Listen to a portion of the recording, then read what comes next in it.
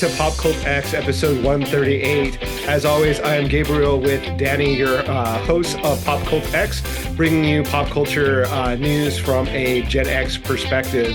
How's it going, Danny? How have you been? Doing good. Just unwinding, I guess. I don't want to say unwinding. Maybe, unwinding from the traffic that the Super Bowl created here in Las Vegas. Oh, why did I not even remember that you were in Vegas and that you would have to deal with all of that? How was that? It was kind of crazy. I mean, I'm far enough away from the stadium and the strip where I didn't have to deal with like the foot traffic and the excess amount of people. But driving around town, that was pretty congested, I guess. I was going to say constipated, but that wasn't the right word. Maybe it left me constipated how long I had to sit in the car. No, but it was a lot of extra traffic. It was a lot of headache, a lot of road closures because of all the different events. And I'm glad that it's done and over with. But it was exciting to have that, energy and vibe in the city for the Super Bowl. Yeah. I mean, did you spot any stars or like any famous athletes at like the Starbucks or anything like that? No, I didn't. Well, at least I don't think I did. I'm not very good at spotting celebrities out in the open, I guess, unless someone points them out to me. I'm good. I'm not good with faces. Yeah. For me, I mean, that was kind of the most fun part of the Super Bowl. I'm not a big football fan, so I did watch the game, but spotting all the famous people at the game who were partying in Las Vegas was kind of fun for me. We saw Leonardo DiCaprio, Lady Gaga was there, Jeff Goldblum. Obviously, the big lady of the night, Taylor Swift, was there with Ice Spice and Blake Lively. Who else was there? Kim Kardashian, I think, was there with her clan of people. Kanye West was there. So a lot of famous people came out to support, or be part of the whole festivities of the game, which is kind of like, to me, is like, is it really the game that they're there for, or is it the party? I would have been for the party more than I would have been for the game, but it turned out that it was a good game after all. Yeah, I mean, I think the reason that many celebrities were there at the game was because they were probably the only ones that could afford the tickets to said game. It was I asked Alexa what the average ticket price was for the Super Bowl, and she said something like $5,000. Oh, wow.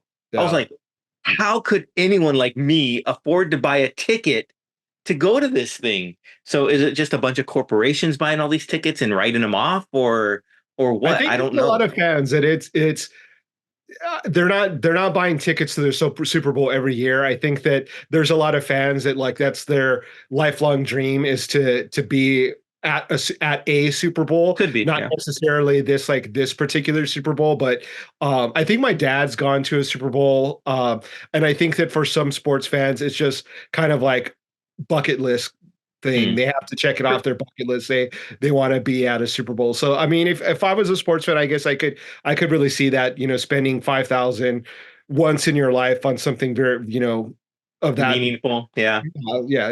Yeah, I guess that's true. I mean, it just kind of boggles my mind. And then if you're sitting in the stands, you get to miss all the commercials, which is what a lot of people watch, right?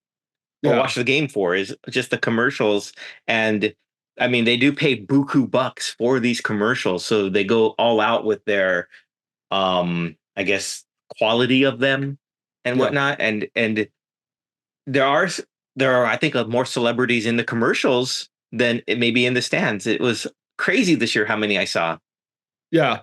One of the stands out for me, or like one of the ones that I thought was the funniest, was the Dunkin' Donuts commercial with Ben Affleck and Jennifer Lopez and Matt Damon and who else was in it? Fat Joe. And I thought that one was really funny, where he, is trying to become a rapper. And J-Lo, we talked about this, so I just saw that one recently, not during the Super Bowl. I guess I must have missed it, but yeah, it was pretty funny. Yeah. Any commercials that you did catch? The Agent State Farm, I thought, was a lot of fun with Arnold Schwarzenegger, and his inability to say neighbor, and it was always came out neighbor, but he could say other words like the word labor, Yeah. fine. He just couldn't say the word neighbor. And I thought it was hilarious. And of course, at the end, when Danny DeVito comes out and says it for the line for him, of course, reference back to the movie they shared in Twins. Mhm. And of course, this whole State Farm social media team taking the Jake from State Farm guy and putting triplets in there. And I thought it was really fun. That was a clever one. I enjoyed that one. I enjoyed the which one was it? The Mr. Pringles fake TV or movie with Chris Pratt playing Mr. Pringle. I thought that Yeah. was pretty fun. Of course, they did release trailers for a couple movies that was really exciting.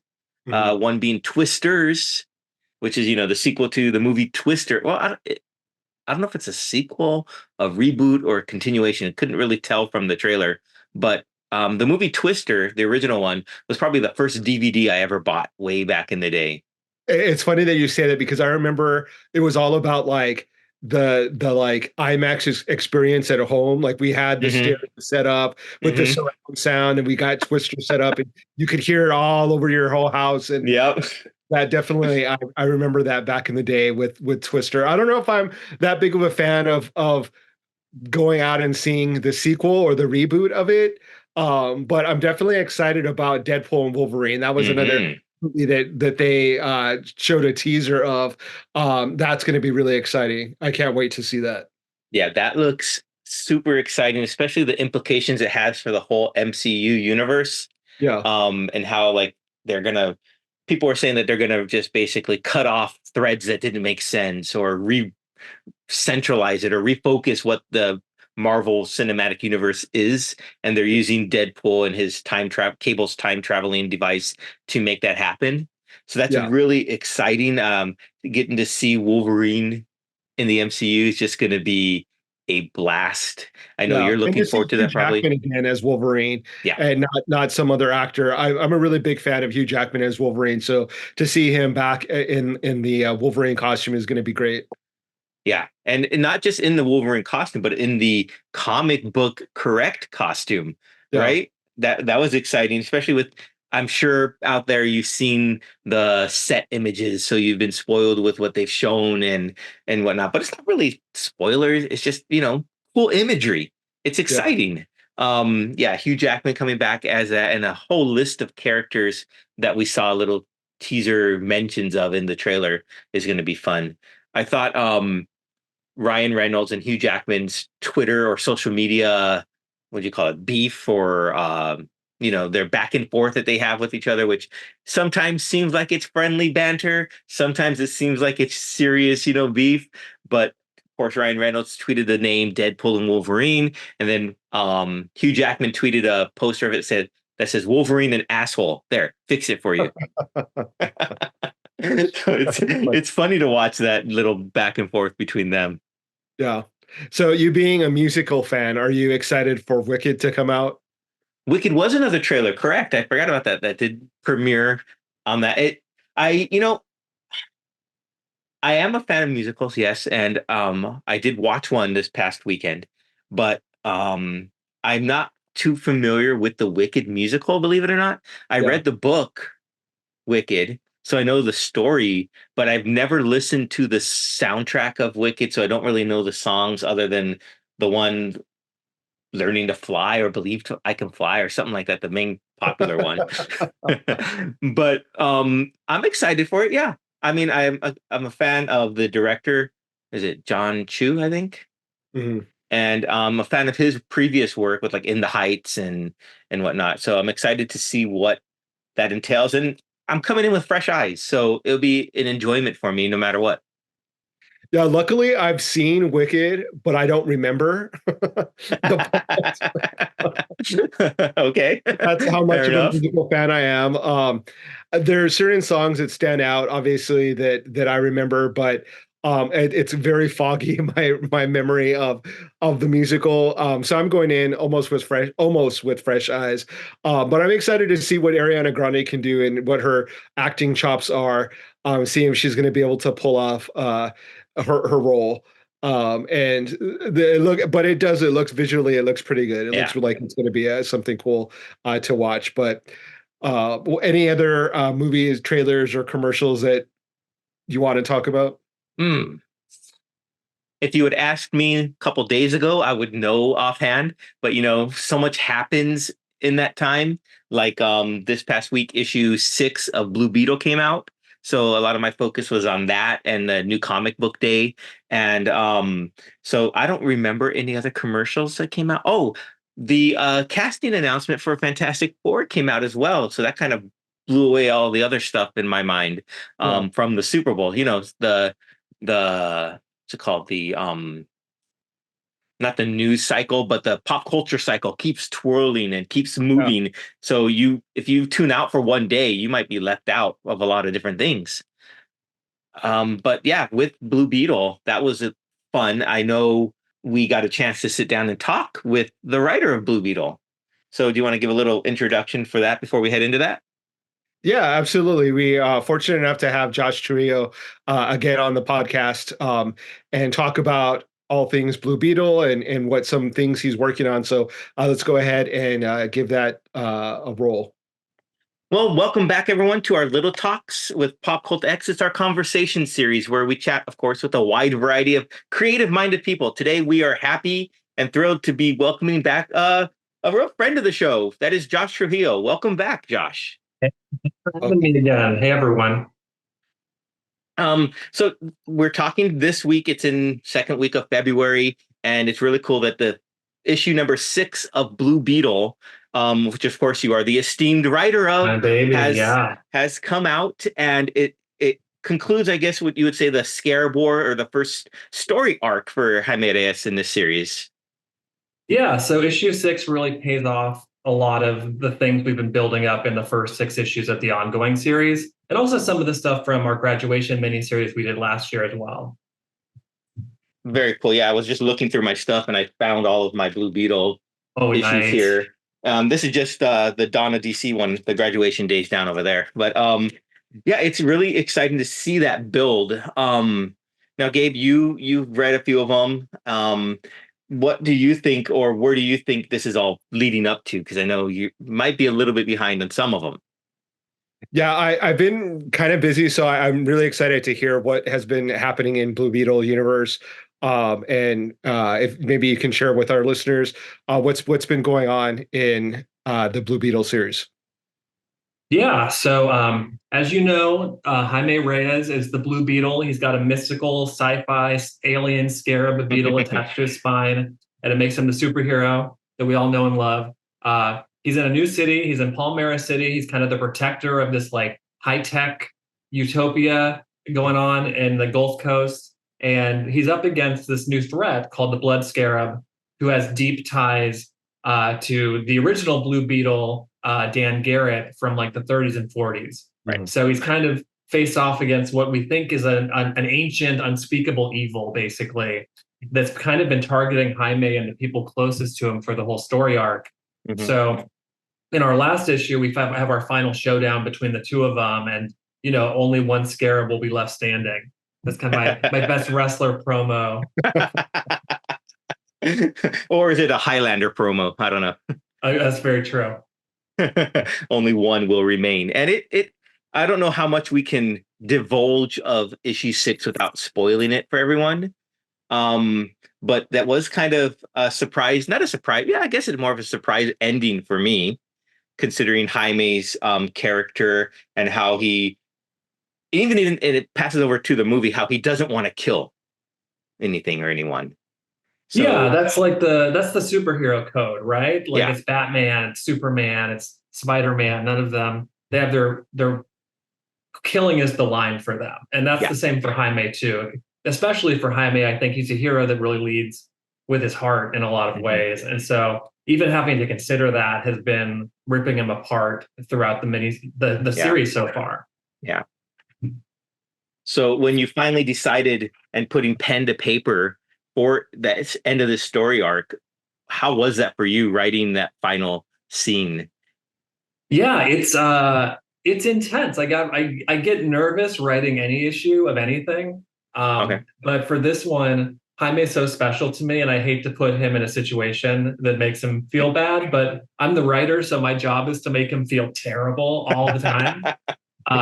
So it was a lot of fun, but I was worried a lot about kind of oh, what's the reaction going to be like? And it's all been pretty positive because, this tees off the next storyline in a big way. And I think if you come out of Scarab War, you're going to have questions about what Jaime is going to do next. Yeah. And that's everything we've been building up to since graduation day. Yeah, definitely. I mean, I had questions. How does he reconcile that with himself? And the bigger question, which is, if I can say it, is the hunt for Ted Cord. What happened to him? Because that hasn't been resolved yet. So I'm assuming that's where we're leading into, correct? Yeah. So in issue 1 of our Blue Beetle ongoing, Ted Cord got seriously injured at the hands of the Blood Scarab, and he was taken away by Booster Gold to somewhere safe, sometime safe, where he could recover and maybe use some of Booster's future tech to help that process. But we haven't seen or heard from Ted Cord or Booster since then. Mhm. But issue 7 is our not just the hunt for Ted Cord, it's also our Keith Giffen tribute issue. Keith Giffen's one of the co-creators of the Jaime Reyes Blue Beetle. You might know his stuff from Justice League International or Legion of Superheroes 5 years later. He co-created Lobo or Ambush Bug. Oh, wow. A lot of fun, Maxwell Lord. So he created a lot of really lasting, popular characters in DC, and he's had his hands on basically everything in his career. He passed away last year, and so when we found that out, I knew we wanted to do something special. And so we kind of came up with this concept. We're going to honor Keith Giffen, but also push our story forward. If you've never read a Blue Beetle book, you won't be lost coming into issue 7. But if you've been reading, it kind of helps pay off some stuff we've been building towards, especially in regards to Ted. It's a big Jaime and Booster Gold team up issue, and they're doing their best to help Ted, jumping from era to era. We were talking about Taylor Swift earlier, but this is an Eras tour, I guess, because Jaime is going from one era of continuity to the next, and so we're going to see a lot of familiar faces and a lot of some characters that haven't been seen in like 40 years. I went through the back issues, and I really wanted to spotlight not just the big ones like Lobo, but a lot of other characters that maybe I thought were great, but just haven't been dusted off in a minute. So it's a real celebration of his whole career. That's and cool. We're going to have some fun along the way. So I'm curious when it comes to bringing back some characters that maybe haven't been in the spotlight. I know you go to a lot of conventions. Do you take feedback from fans when they say, oh, we haven't seen this particular character in a while? Can you bring him back? Or it'd be really cool to see him or her in a comic book series. Or are they characters that are meaningful to you that you're bringing back that you personally wanted to see? It's a little of both, I guess. Like whenever I do one of these like Twitter or Instagram kind of all calls, like, hey, like who would you want to see Blue Beetle team up with? Like I'm honestly asking for what is exciting to people to get a feel for that. But also like, the fans know these things front to back. They know these characters inside and out. And so they're like, oh, you should bring back whoever, Golden Glider or something. And I'm like, oh yeah, that makes sense. That's good. So I'm not stealing anyone's ideas, but sometimes you come up with a really good team up potential, and that like unlocks something in my brain. So for this one, I wanted to use some of my favorites. I like the oddball Keith Giffen characters. I already mentioned Ambush Bug. We're going to see Lobo. I don't want to spoil too many of them, but if you look at the issue 7 cover that Adrian, our artist, drew, it features maybe 4 characters in it. Wow. It's this really beautiful collection and kind of a nice tribute to Keith. And so not all of those characters, but I'd say most of those characters pop up in the issue. Very cool. That's very cool. Yeah, I so far haven't really been a big DC person yet. I mean, Blue Beetle's probably my biggest dive into it. Mm-hmm. But when you said Lobo, I was like, I remember Lobo in like his Christmas special with Santa, and yeah, that was like one of my favorite issues that I had as a teenager. That was fun.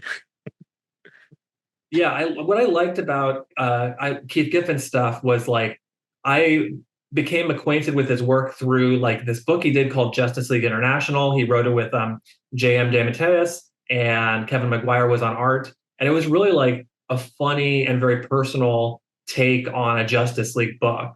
Like they dealt with like major crises, but they're also kind of like going by this like the skin of their teeth or whatever. I mean, like it was Booster and Ted's team, so they weren't necessarily the most capable heroes in the world. And it was a funny book at times, but it was a super serious book at other times. And like that's kind of the skill that Keith brought to the characters, and hopefully we kind of emulate that a little bit in our book. Very cool. What intrigues me, and the way you just rattled off names of artists and writers and stuff, is how much current artists and writers are like almost historians of the comic book industry. And I really appreciate that. Just hearing you mention past authors and stuff, from as a fan and not as much of a fan, I wouldn't know these people. So being able to hear them from you and other authors that we've spoken to, I can go look them up. Is that something that's always been, that you've always enjoyed, the history of comic books and knowing these people? It's it's a double-edged sword. It's a good thing. That's my short answer. It's a good thing. My longer answer is like it's a double-edged sword, right? Because you're like, I'm going to write the Incredible Hulk, which I would love to do. Well, guess what? Now you have to read 800 issues of the Incredible Hulk.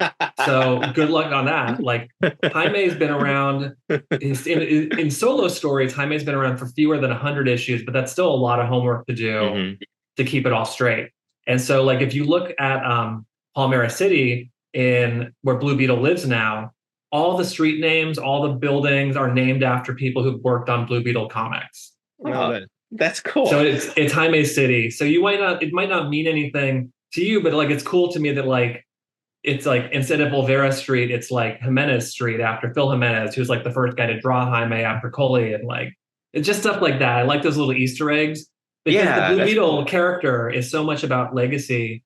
It would be weird for me to ignore everything that came before, right? So like I really try to bring stuff from not just the original Jaime Reyes run, but like Ted Kord's books in the 80s, or even this old gold and silver age stuff we do with Dan Garrett, which we talk about a little bit in Scarab War.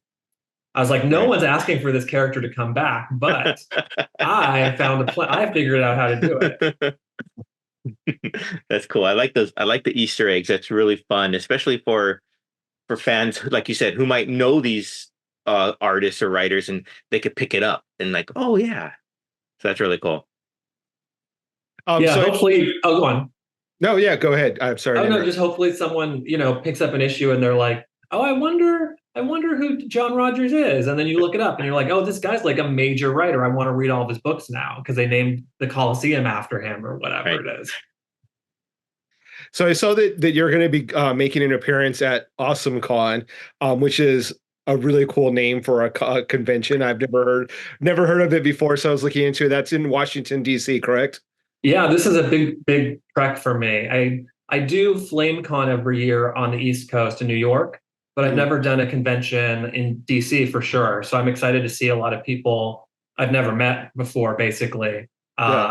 And like, it's kind of my first big convention for the year too. So it's like, I don't know, getting excited and stressed. I had to order all my books this morning, actually. So got to make sure they show up on time. Yeah, it always surprises me that creators or authors, artists don't have. I imagine that you have stacks of your own books just like lying around that you can hand out whenever you want. But I know that it doesn't really work that way. No, they're pretty. Both kind of like Marvel and DC or Oni or whoever. They're all very generous with like comps usually. But if I'm going like across the country, I need more than like 5 books. So I have my hometown shop that I'm always like, can you order 200 copies of Blue Beetle real quick? And he's like, yeah, I got you. Don't worry. I'm curious when you've mentioned Easter eggs and the history of the Blue Beetle. Do you ever have you ever had that sort of stereotypical nerd or fanboy come up to you and say, oh, you know what, in this issue you did X, Y, and Z, and that was incorrect because Jaime would never have done that. He would have done this, that, and the other. Do you ever have anyone that tries to correct you with your comic book lore? I have a good friend who I kind of look to as like my lore master in a way. And so, because I've gotten a couple things wrong and I feel real guilty about that. So now I just ask for help. It doesn't hurt to ask is what I've learned. Yeah. So, people have been pretty generous about that. There's what's that in Marvel? People would point out all these continuity errors, and Stan Lee would mail them an empty envelope, and that was the prize, and it was called a no prize. And so even if I get it wrong, like I have a mental workaround in my head for like, oh, that's the reason they said it that way is because la da da da da da. But hopefully we're pretty good on the continuity, and I'm mostly referencing stories from like for Scarab War. We're going back to the '60s, so like no one's gonna correct me, I guess. I want to say there was an episode of The Simpsons where they go to a con, and I think comic book guy is questioning someone, and whenever he questioned him, they were like, yeah, it was magic. And they're like, oh, but what about it? It's like, yeah, it was magic. So I want that tattooed on my body. Yeah, absolutely. Well, and in DC, it's funny too because they've had so many crises and reboots and relaunches and everything. So their continuity is kind of like it's in a weird space. It's one of those like everything counts kind of continuities, Yeah. which is exciting for me because I can pull from the stuff I love and pay less attention to the stuff that like doesn't leave that impression on me, I guess. But it's like it's fun. It's fun to go into the back issues, and especially for when it's appropriate for legacy heroes like this. It's so funny to like dig up honestly like a D-lister villain from the '80s and find a way to dust him off and make him cool again. Yeah, that's fun. That's a lot of fun. I guess what other are there? I guess let me rephrase that question. Are there any other projects beyond Blue Beetle that you're currently working on? Yeah. So let's see what's been announced. I'm doing a Sonic the Hedgehog one shot. It should be out in I think it's April. It's a murder mystery, but not necessarily a straightforward murder mystery. There is a murder. I'll say that. And Detective Tales is on the case. Very fun. And so that's a lot of fun. And like honestly, the Sonic fans have been super gracious and like they're all in. They just love the character and they're excited to get some fresh voices on him, I think. But there's a lot to live up to. Like as you may know, Sonic fans are the real deal. Yeah. So like that keeps me up at night. Is like I got to do right by these Knuckles fans out there. Yes, you don't want to get a petition like for the film, correct? No, I mean I'm sure they've been super nice and excited, but you never want to anger a fandom. Right. It's a lot to live up to. And I have a Rick and Morty miniseries coming out this spring. Fun. It's called Kingdom Balls. So we're doing a parody of Kingdom Hearts, and we're going through the multiverse in a weird way. I was like, what about this? And they're like, actually, what if you did that? And I'm like, that's even more insane. So we're doing that. And I'm co-writing it with my friend Ryan Little. We'll have to come back together, but he's a writer for Marvel What If, and he writes for the I Am Groot series. And so this is kind of his first break into like a mainstream comic. So it's really fun to like, I've known him forever, and we've been talking about Kingdom Hearts nonstop for like 10 years. So this is like a dream project. Okay, that's cool. Yeah, I played the video games for quite some time as well, so that's exciting. Yeah, I love the Kingdom Hearts games. I love to make fun of them. I love to make fun with them. It's everything. Yeah, definitely. That's really cool. Looking forward to that then. That's exciting. And then what else is going on? I have something really big coming out in like probably June, but it hasn't been announced yet. I think it gets announced like next week or something, but I definitely want to talk about that because it's like I feel like it's the last place people would expect me, and we have a lot of fun with it. Nice. So where can our listeners or our subscribers find news like that you keep your fans up to date? Are you on X or are you on Instagram? Oh yeah, I'm pretty good I'm on Instagram. I post on Twitter still. I still call it Twitter, so that's probably just shows how old I am. But I post my updates there, and then just follow me at Lost His Keys Man. I'm on Blue Sky. I haven't really used it that much yet, but I'm getting there. And so just find me where you can find me, I guess. I'm pretty good about getting all my news out. Definitely let your local shops know that you love Blue Beetle. Let them know that you want the Keith Giffen issue 7, the tribute. And honestly, just thank you guys for supporting the book as you have and like being excited about it. And like, that just means the world to me because where it's like it's lonely being a comic writer. You're just hunched over a desk all day. And that's why I like doing the conventions too, because you meet real people and you're like, oh wait, I make a book that people read. Yeah. Otherwise, it just feels like it just goes into the ether.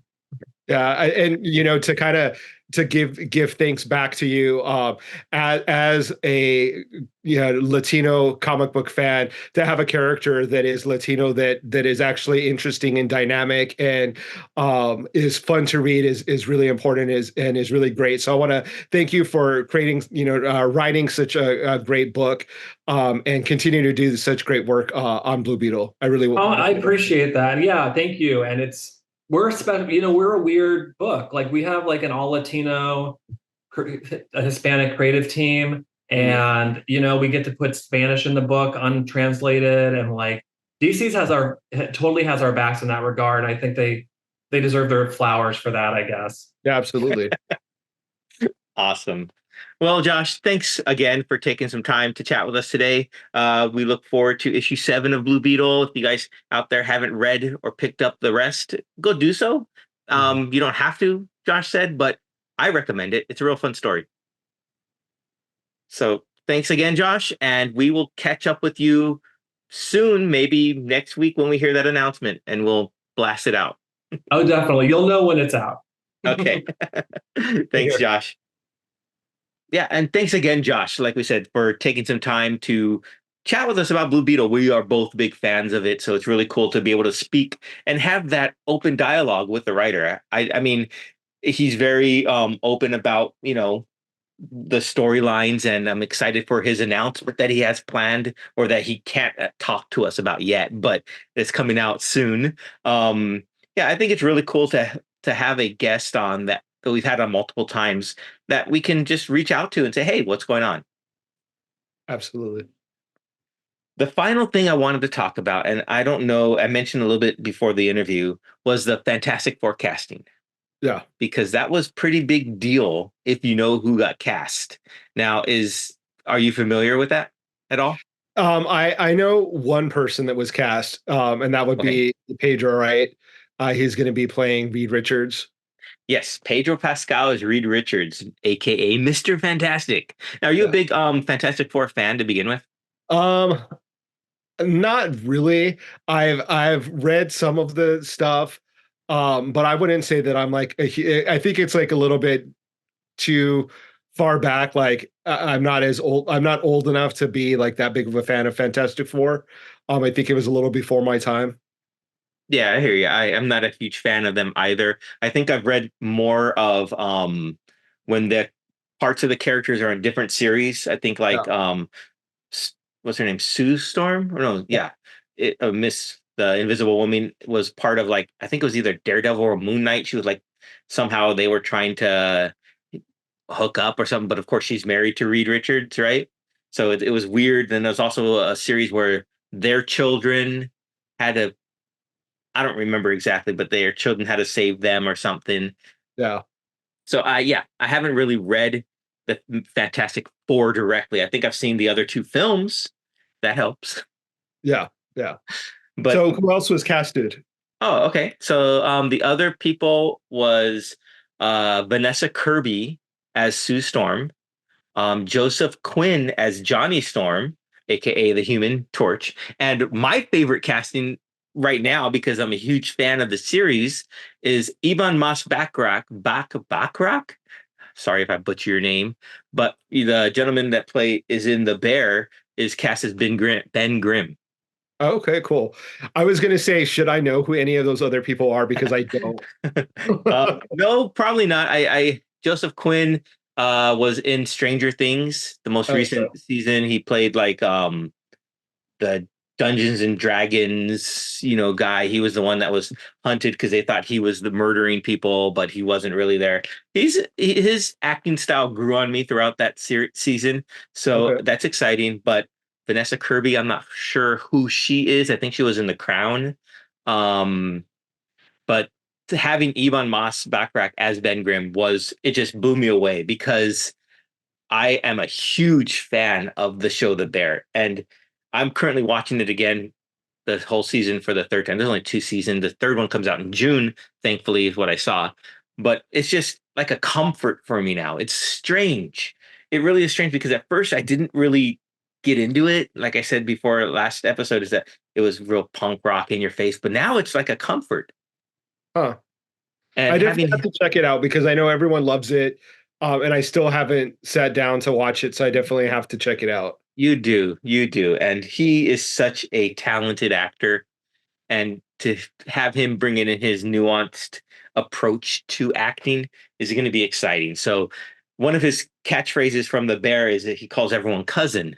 So I Yeah. saw on Twitter that people are going to be cheering when they say it's clobbering time, cousin, or something Yeah. like that. Well, and I was going to ask, like, do you think that you have to be a great actor in order to play the thing because it's going to be like CGI, right? So it's almost like being a voice actor. In a way, Um, yeah. a lot of maybe the characterization is not going to be Well, done by an actor. It's going to be done by, animation. I don't know. I mean, you think of the Hulk, right, with Mark Ruffalo. Yeah.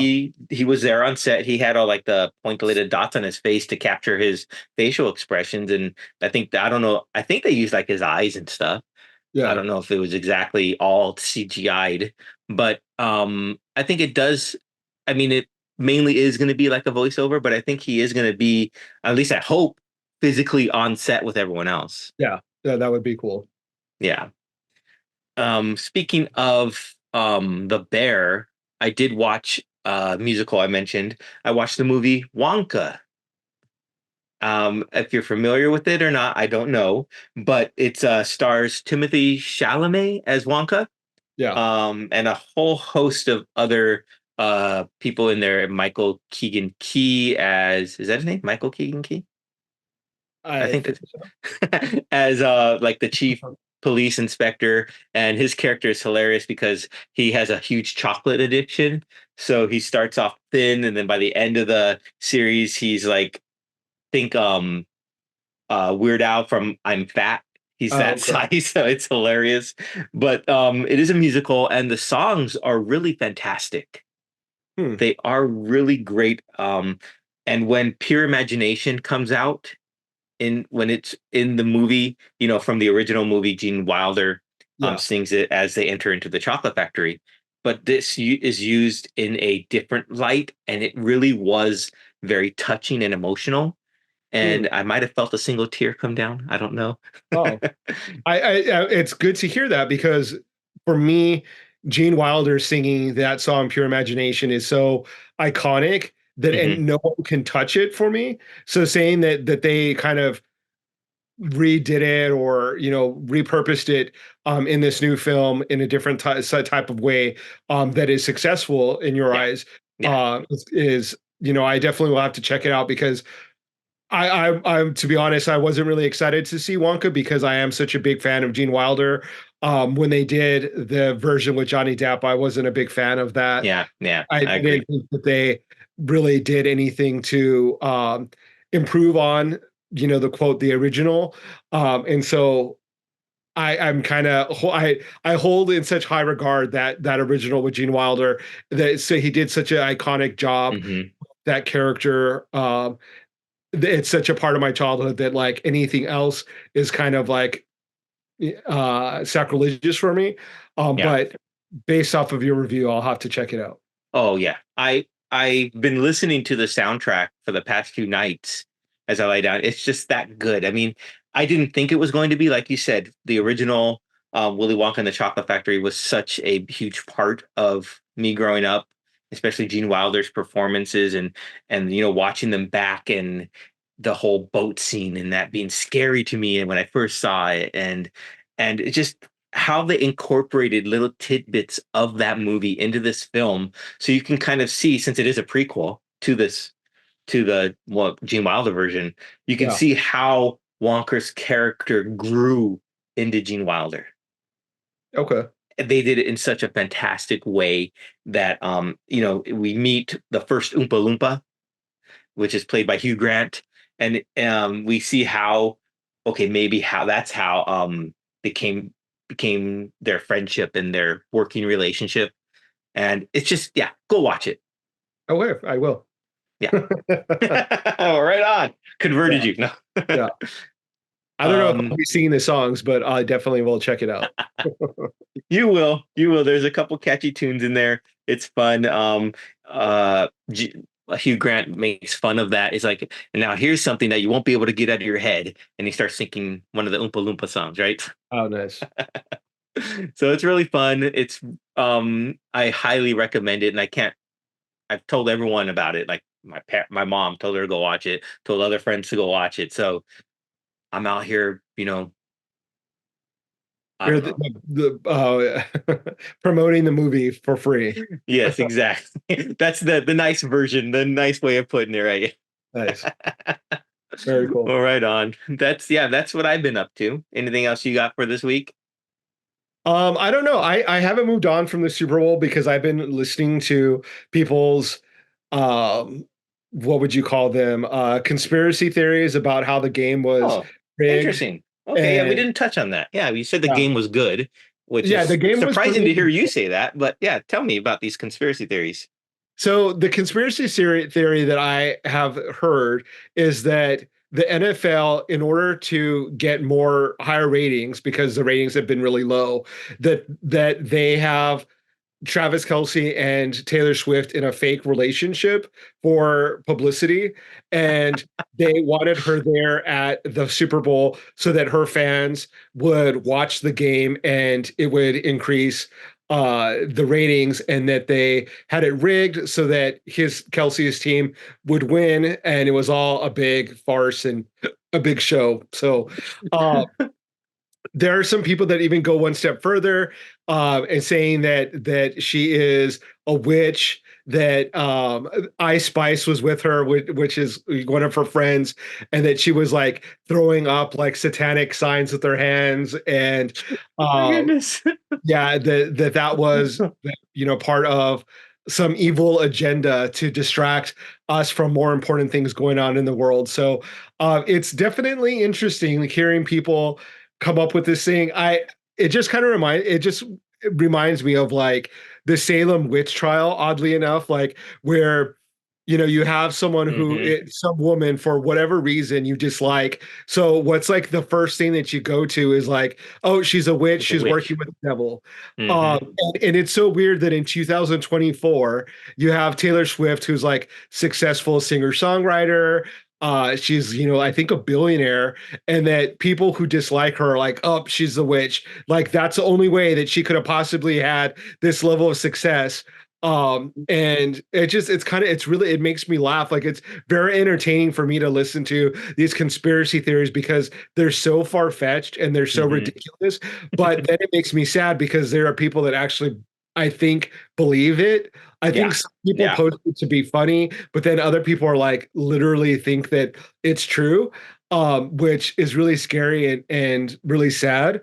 But that's what I've been kind of on TikTok watching these people talk about the most ridiculous conspiracy theories, but about Taylor Swift and Ice Spice, and Ice Spice was wearing an upside down crucifix, and how that was a symbol of all this shenanigans that were taking place. So it's really funny. It's really kind of, I don't know, comical in a way and Oh sad in yeah.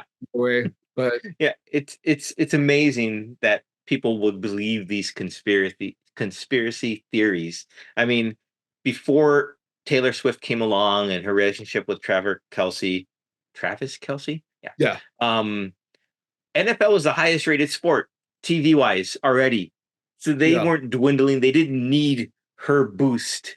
Yeah, it was great. Of course, and I think the NFL leadership, of course, all they see is dollar signs Yeah. when they see that, and they're going to milk it as much as they can.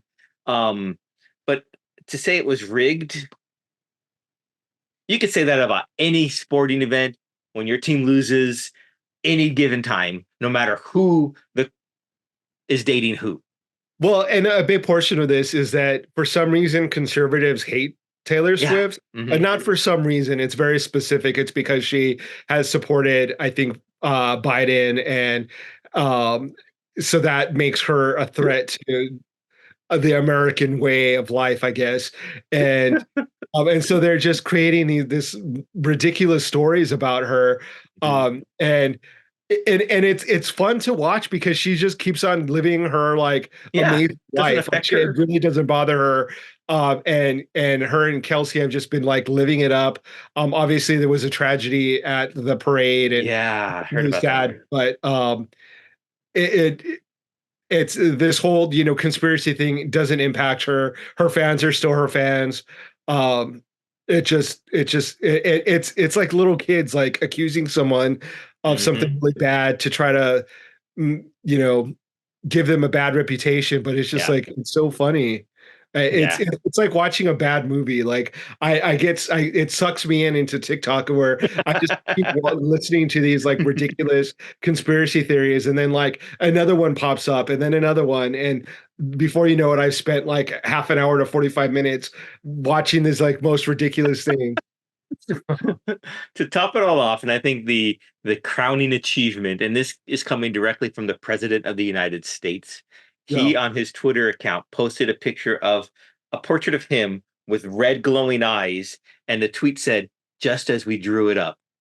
This was after Kansas City won, so playing on how that they have it all rigged and it was all for them. So it was hilarious to see that picture.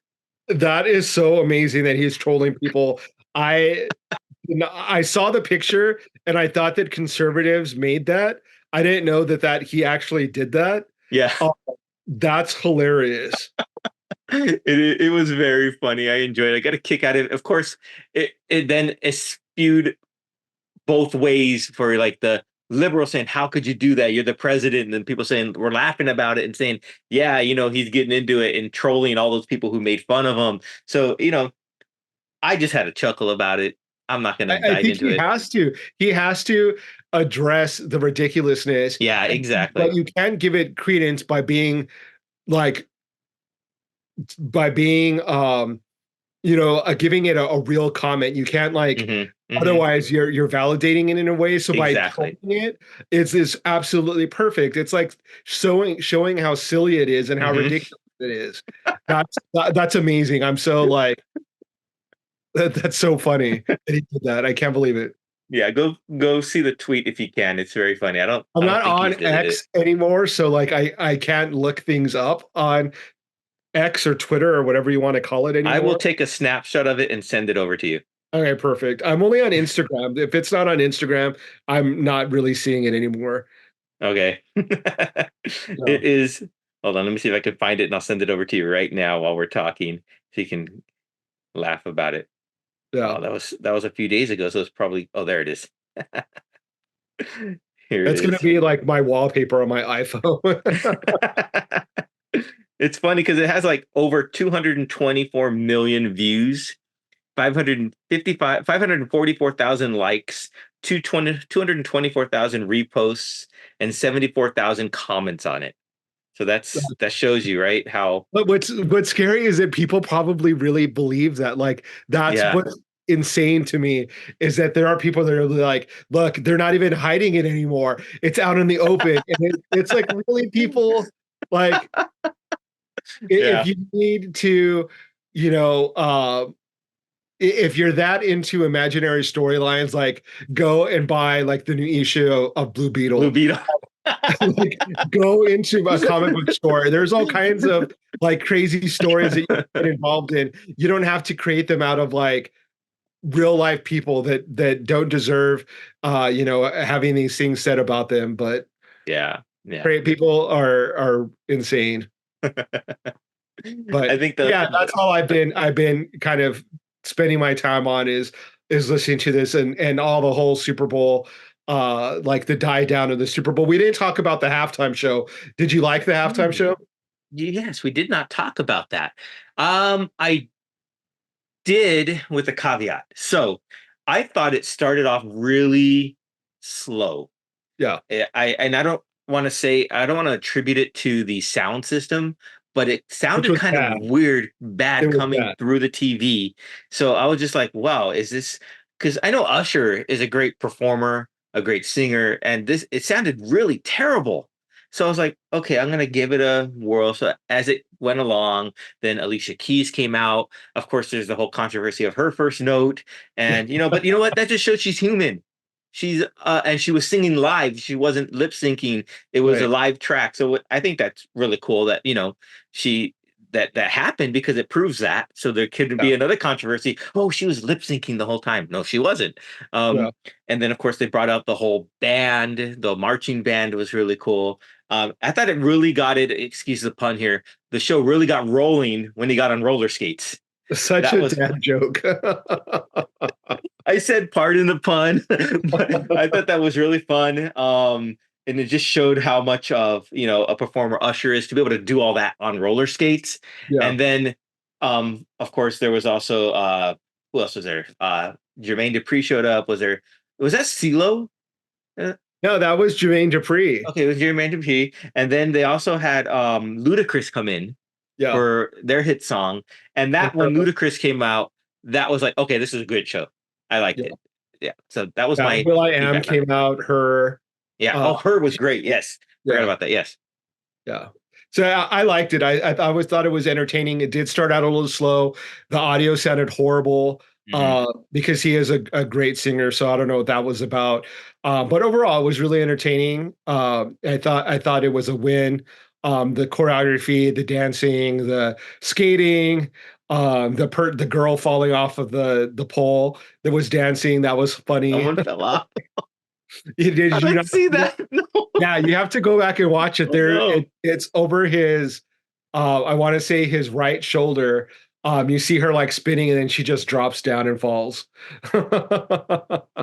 Oh no, I'll have to look that up. But she's okay. It's funny because she's okay and she wasn't badly hurt. She's been on TikTok saying like, "Oh yeah, I'm the girl that failed. I'm all right." But yeah, it was really entertaining. It was a lot of fun. They did a good job casting Usher or getting him to do the halftime show. I thought it was a win for them for sure. It was entertaining. Like I said, it was a good game. It went into overtime. It entertained me, even though I'm not a sports fan. That's what it's meant to do. You know, what more could I ask for, right? Right on. So you're gonna watch Super Bowl from now on, or are you gonna watch more football next year? I'm not gonna watch more football, but I probably will watch the Super Bowl again. It's gonna be in New Orleans, so yeah. But I will not be watching the games leading up to. Neither will I. It's only fun at the end. There when you it's go. Championship, it's not so much fun leading up to it. So little monotonous. There you go. I gotcha. Well, right on. That being said, I think that's all we have for this week. No, that is correct. Yeah. So thank you everyone for joining us this week. We'll be back again in bi-weekly. So we'll be back with more news from the pop culture world, possibly with another guest. So definitely check us out. We will be sharing information and news on X, on Instagram. So definitely check us out, PopCultX, on both of those social media platforms, as well as on YouTube. Like and subscribe us, share if you like, and definitely hit us up, send us a message or two. We would love to hear from you. Until next time, thank you everyone, and stay safe.